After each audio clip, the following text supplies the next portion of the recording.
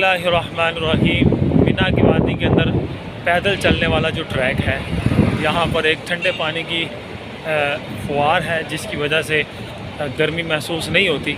और मेरे दाएं बाएं और मेरे जो लेफ़्ट साइड में कुवैत के ख़ैमे मौजूद हैं, और इसी तरह मेरी दाईं साइड पे पाकिस्तान और इंडिया के ख़ैमे मौजूद हैं। साथ रोड है और अभी हमारा ये काफ़िले का इरादा है मस्जिद खैफ की ज़ियारत करने का, उसके कुर्ब में जाने का, ना के अंदर।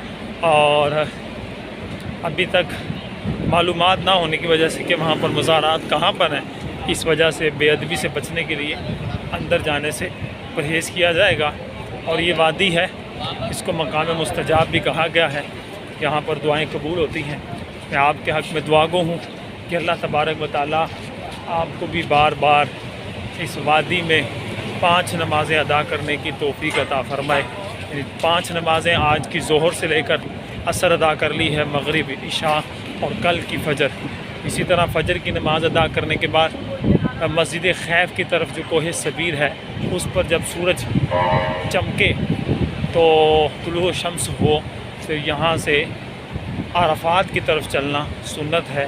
तो इस सुन्नत पर भी अमल करने की सई की जाएगी, कोशिश की जाएगी। अल्लाह ताला हमारा ये हज मबरूर फरमाए। नेक लोगों का सदका जिनका हज कबूल करेगा, उनका सदका हमारी भी कामिल बख्शिश फरमाए।